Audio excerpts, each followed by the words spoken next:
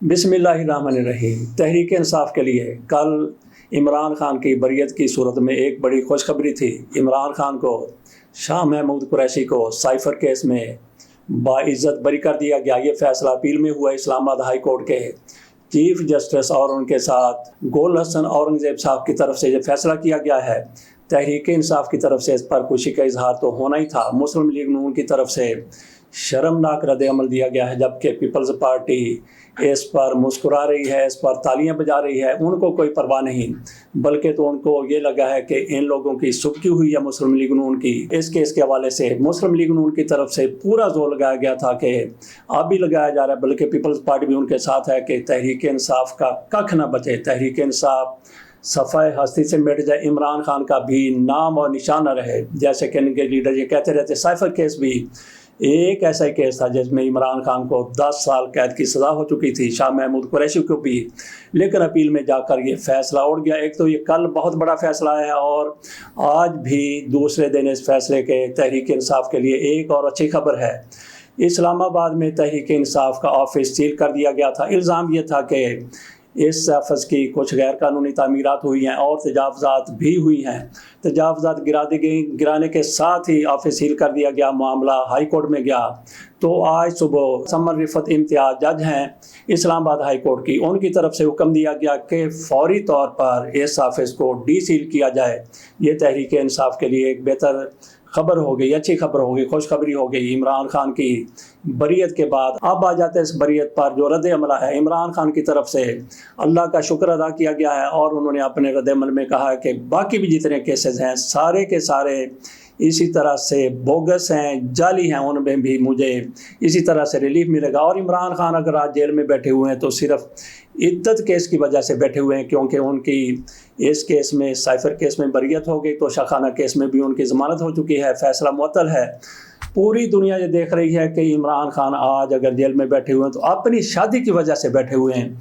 और मगरब में जहाँ तक ये खबर जाएगी कि इमरान खान की शादी के हवाले से उनको जेल में रखा गया है। इद्दत क्या होती है उन लोगों को तो इस बारे में कुछ पता नहीं है। वो तो बगैर निकाह के अपने घर बसा लेते हैं, उनको इद्दत से क्या मामला। उन तक ये बात जाएगी कि इमरान खान को सिर्फ इसलिए जेल में रखा गया है कि उन्होंने एक शादी की थी। तो इससे आप अंदाज़ा कर सकते हैं कि पाकिस्तान का पूरी दुनिया में मगरब में क्या इमेज जाएगा।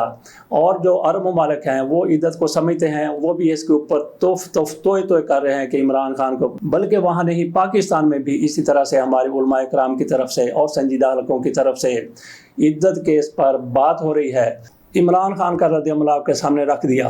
तहरीक इंसाफ ने तो बहरहाल ये कहना ही था कि इंसाफ पर मबनी फैसला है और ये इंसाफ की जीत हुई है। मुस्लिम लीग नून की तरफ से जो कहा गया, इजाज़त मिल गई जब चाहें राज खोल दें, बरियत बनती ही नहीं थी, चैलेंज करेंगे। 2-4 केस में शक पर बरी करना निज़ाम में अदल का भट्ठा बिठाने के बराबर है। पीटीआई को मुज़ाकरात करना होंगे। राना सनाउल्लाह एक तरफ पीटीआई को मुज़ाकरात की दावत दे रहे हैं और दूसरी तरफ भट्ठा बिठाने की बात कर रहे हैं। हज़ारों पेशियां और ज़मानतें, क्या हम भी मुल्की राज लेकर सड़कों पर घूमें। मुसद्दक मलिक को इन लोगों में थोड़ा सा संजीदा समझा जाता है और उनकी तरफ से भी अंदाज़ा कर लें कि किस तरह का शर्मनाक रद्द अमल है। और पीपल्स पार्टी इस पर तालियां बजा रही है, वो मुस्कुरा रही है। उनको कोई परवाह नहीं है कि मुस्लिम लीग नून की कितनी सुबकी हो गई है, बल्कि शायद वो चाहते हैं कि मुस्लिम लीग नून की सुबकी होती रहे।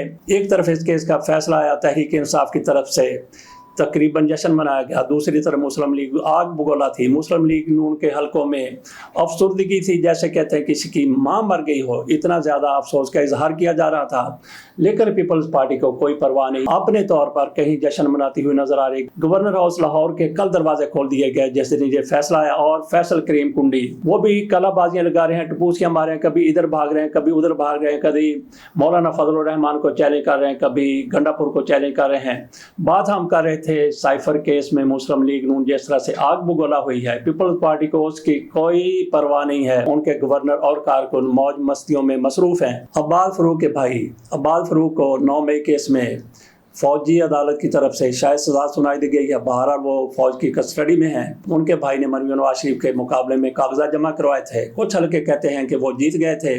मरियम नवाज को फॉर्म 47 पर जितवाया गया था। उसके बाद ज़िमनी इलेक्शन हुआ, उसमें भी मुस्लिम लीग नून कामयाब हो। शहजाद फरूक आज किस कैफियत में हैं? آج وہ ہاسپٹل میں داخل ہیں. کل ان کی ایک سرجری ہوئی ہے. ان کی والدہ ساتھ بیٹھی ہوئی تھی. وہ وہاں پہ انہوں نے ہاسپٹل سے اپنا پیغام ریکارڈ کروایا ہے.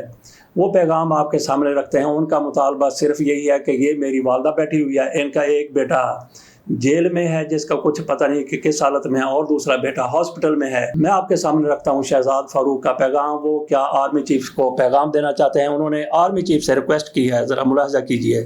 میں میاں شہزاد فاروق تقریباً 1 ماہ سے ہاسپٹل میں ایڈمٹ ہوں. میرا بھائی میاں آباد فاروق آرمی کسٹڈی میں ہے. میری اس سے ملاقات نہیں کروانے دی جا رہی. آج 3 جون ہو چکی ہے, تو آج پھر میری سرجری ہونے جا رہی ہے. تو میں بار بار آرمی چیف سے اور چیف جسٹس سے ریکویسٹ کر رہا ہوں کہ میری ملاقات کروا دی جائے. میری فیملی کا کیا قصور ہے؟ چھوٹے چھوٹے بچے ہیں, یہ میری بوڑھی ماں ہے, رو رو کے پاگل ہو چکی ہے. ایک بیٹا اس کا ہاسپٹل میں, ایک بیٹا آرمی کسٹڈی میں ہے.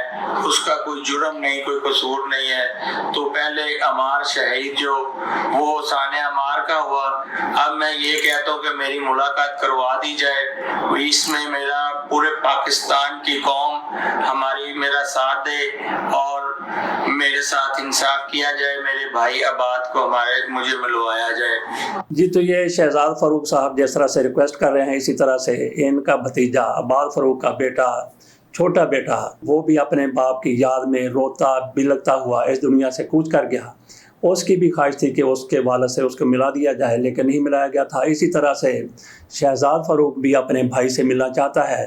تو کیا ایک اور ثانیہ کا انتظار کیا جا رہا ہے؟ آرمی چیف سے اور متعلقہ اداروں سے یہی درخواست کی جا سکتی ہے کہ آباد فاروق کا جو بھی قصور ہے اس کی سزا اس کو مل کر رہے گی اگر اس پر جرم ثابت ہوتا ہے, لیکن اس کے گھر والوں کا تھوڑا سا خیال رکھ لیں, ان کے لواحقین کی ان کے ساتھ ملاقات کروا دیں. ادھر آرمی چیف کے حوالے سے ایک اور خبر بھی سامنے آئی ہے جاوید ہاشمی کی طرف سے. پہلی بار شاید کسی پاکستانی کی طرف سے, بڑے لیڈر کی طرف سے یہ مطالبہ کیا گیا ہے کہ سائفر کیس میں عمران خان کی بریت ہو چکی ہے تو آرمی چیف استعفیٰ دے دیں. یہ جاوید ہاشمی کی طرف سے مطالبہ کیا گیا ہے. بہت بڑی بات انہوں نے کہہ دی ہے کہ آرمی چیف استعفیٰ دے دیں. جاوید ہاشمی کہتے ہیں سائفر فیصلے سے اسٹیبلشمنٹ کو شکست فاش ہوئی ہے. انہیں یہ شکست کھلے دل سے قبول کر لینی چاہیے. حالات نارملائز کرنے کے لیے عاصم منیر کو فوری مستعفی ہو جانا چاہیے. یہ جاوید ہاشمی کی طرف سے مطالبہ کیا گیا ہے. ادھر مریم نواز شریف صاحبہ کے حوالے سے ایک اور خبر بھی چل رہی ہے. جس طرح سے دبئی لیکس میں بہت کچھ سامنے آیا, جائیدادیں سامنے آئی, اسی طرح سے کہا جا رہا ہے کہ مریم نواز شریف صاحبہ کا وہاں پہ مساج سینٹر ہے. مساج سینٹر آج کل کس طرح سے کام کر رہے ہیں پاکستان میں, دبئی میں, خصوصی طور پر فلپائن میں, وہ پوری دنیا جانتی ہے.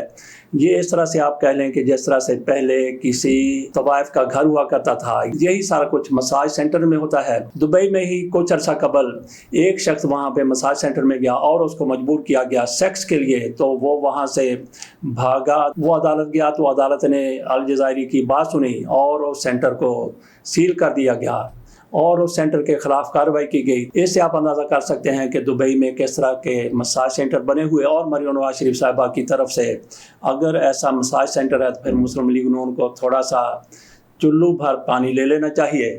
اگر ان کا ایسا کوئی مساج سینٹر نہیں ہے تو پھر ان لوگوں کے خلاف کارروائی فوری طور پر اگر ہو جائے تو بہت بہتر ہے, تاکہ باقی لوگوں کے جو الزامات لگاتے ہیں ان کے منہ بند ہو سکیں. ایک اور خبر آئی ہے کہ کوئٹہ کے قریب ایک کان بیٹھ گئی, کوئلے کی کان بیٹھ گئی, جس میں مینیجر سمیت 9 لوگ جاں بحق ہو گئے. یہ پہلا واقعہ نہیں ہے, وہاں پہ کئی مرتبہ ایسی کانیں بیٹھ جاتی ہیں.